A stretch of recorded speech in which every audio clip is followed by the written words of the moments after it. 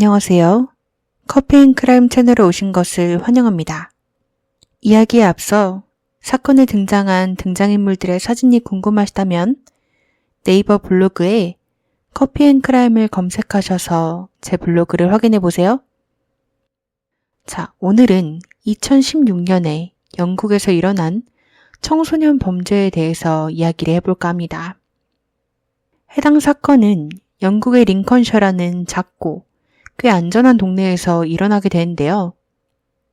2016년 4월 14일, 당시 49살이던 여성 엘리자베스와 그녀의 두 딸아이인 14살짜리 킴과 13살짜리 케이티에 대한 실종 신고가 들어오게 됩니다.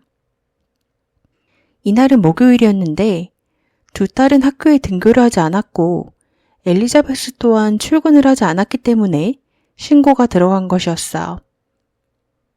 엘리자베스는 초등학교에서 급식 아주머니로 일을 하고 있었는데 워낙 아이들도 좋아하고 일에 열정적이어서 항상 일찍 출근을 하고 늦게까지 남아있던 적이 많았기 때문에 말도 없이 일에 나오지 않는 게 이상했습니다.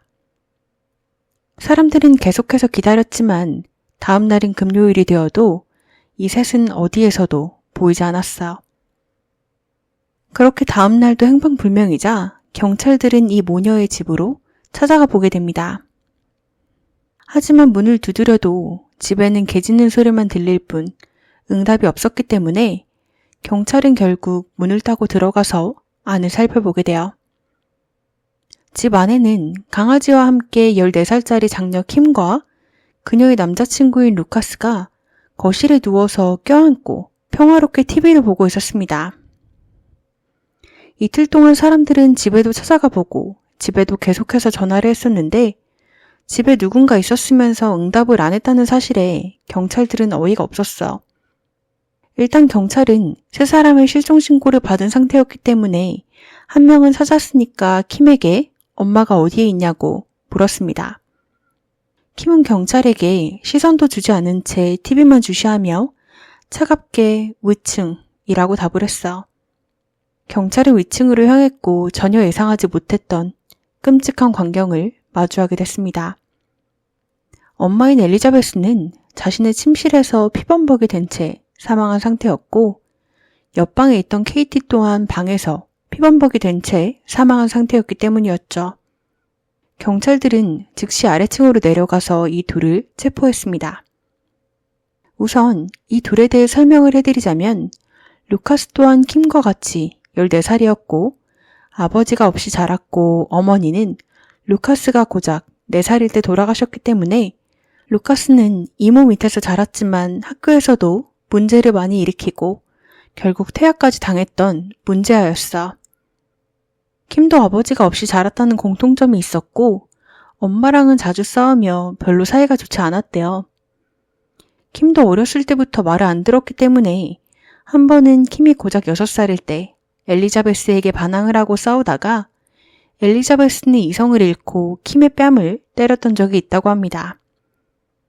엘리자베스는 즉시 자신이 무슨 짓을 한 것인지 깨닫고 아동복지 서비스에 전화를 해서 자신이 아이를 때렸다고 자백을 했고 영국에선 아이에게 손을 대는 게 굉장히 큰일이기 때문에 이것 때문에 킴과 케이티는 엘리자베스에게서 떨어져서 임시보호가정에 6개월간 보내지게 됩니다.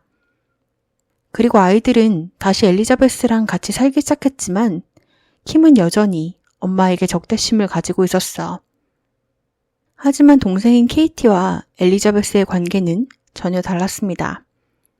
이들은 마치 절친 같은 모녀였고 굉장히 사이가 좋았어.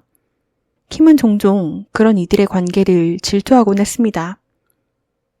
이렇게 나름 비슷한 환경에서 자란 킴과 루카스는 같은 거리에 살기도 했고 같은 학교를 다녔었기 때문에 서로 얼굴만 알던 사이였는데 어느 날 루카스가 학교에서 말썽을 일으키고 학생들이랑 싸우다가 교실에서 의자를 벽으로 던진 사건이 있었는데 이 일을 계기로 킴은 루카스의 폭력성의 매력을 느낀 건지 그에게 관심을 갖기 시작했고 이것이 그들 관계의 시작이었어. 이 둘 모두 학교에서 친구들이 별로 안 좋아하고 따돌림을 당하기도 했기 때문에 이 둘은 더 가까워졌고 이들이 사귀기 시작하고부터는 이들의 세상에는 오직 둘만 존재할 뿐 남들은 전혀 신경 쓰지 않았고 모든 시간을 함께하곤 했습니다. 엘리자베스는 자신의 딸이 루카스와 만나면서부터 전보다 더 틀어지고 남들이랑 완전 격리된 채 남자친구랑만 시간을 보내는 걸 보고 걱정을 하기 시작했어요.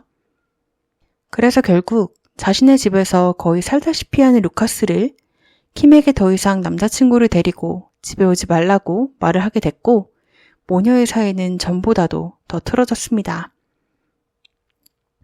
그리고 킴은 엄마의 말을 듣는 것이 아닌 루카스랑 집을 나가서 숲으로 도망가서는 5일이라는 시간을 보내게 됩니다. 물론 이 둘에 대한 실종신고가 접수가 됐기 때문에 이들은 결국 발각이 됐어. 이후로 루카스는 학교에서 퇴학이 되었기 때문에 이들은 더 이상 학교 생활을 같이 할 수가 없었어요. 하지만 이들의 관계는 전보다도 더 가까워졌죠. 킴은 루카스를 자신의 집으로 데려올 수가 없으니까 킴이 루카스의 집으로 갔고 거기서 거의 살다시피 했습니다. 그러던 어느 날 킴은 오랜만에 자신의 집으로 돌아가게 됐는데 자신의 모든 물건들이 다 쓰레기통에 있고 몇몇 가지 물건은 엄마가 동생인 케이티에게 준 것을 발견하게 됐어요. 이것으로 킴은 이성을 잃었고 남자친구인 루카스에게 하소연을 하게 되죠. 자신만 사랑받지 못한다고 말입니다. 루카스가 이 말을 듣고 한 답변은 너네 엄마 그냥 죽이자 였다고 합니다. 거의 농담 반 진담 반이었어. 하지만 킴은 망설임 없이 동의를 하게 됐고 이 둘은 맥도날드에서 만나서 살인 계획을 세우기 시작했어. 해피밀을 먹으면서 말이죠. 이들은 루카스가 살인을 위해서 이모의 집에서 칼 4개를 가지고 킴의 집 울타리를 넘어 화장실 창문을 두드리면 킴이 그 신호를 받고 창문을 통해 루카스를 집으로 들이자는 계획을 세우게 됩니다. 그렇게 4월 11일 월요일이 되었어요. 이날이 그들이 계획을 실행에 옮기기로 한 날이었죠. 루카스는 칼을 가지고 킴의 집으로 가서 문을 두드렸어요. 하지만 킴은 놀랍게도 깜빡 잠이 들어서 문을 열어주지 못했고 이날의 계획은 실패에 그치게 됩니다. 다음 날이 화요일, 루카스는 다시 한번 킴의 집으로 향했습니다.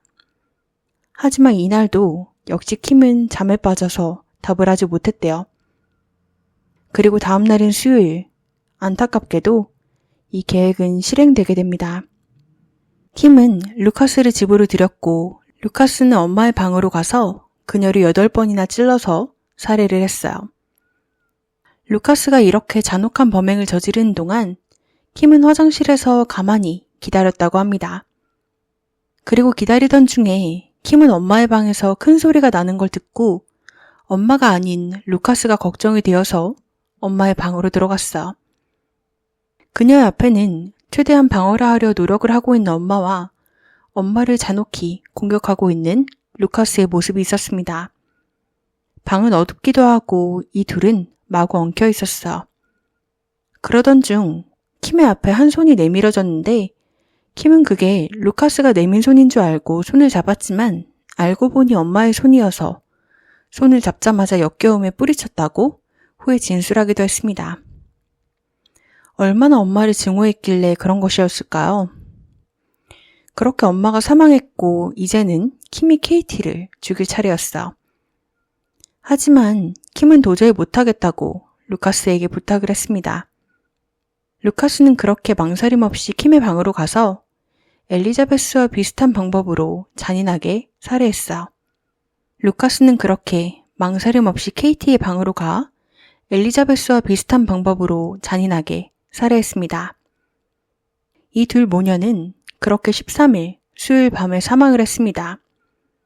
경찰들이 이들의 시신을 발견한 것은 15일 금요일이었으니 이들은 36시간 동안 사망을 한 상태였고 킴과 루카스는 아무렇지 않게 집에서 지내고 있던 것이었어.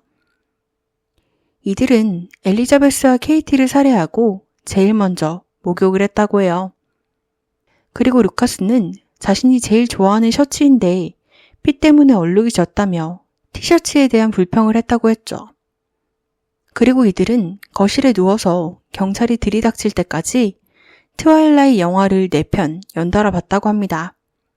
그래서 이들에게는 영국에서 트와일라이트 킬러라는 별칭이 붙기도 했죠. 그렇게 이들이 체포되고 나서 루카스는 사건에 대해서 별다른 진술을 하지 않았고 침묵을 지켰습니다.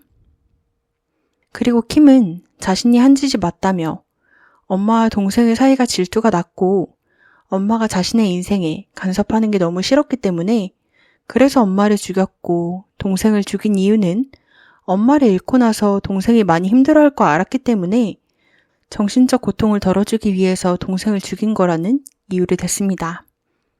루카스는 순순히 유죄를 인정했지만 킴은 따져보면 자신이 살해를 직접 한 건 아니라고 형량을 줄여줄 것을 요구했습니다.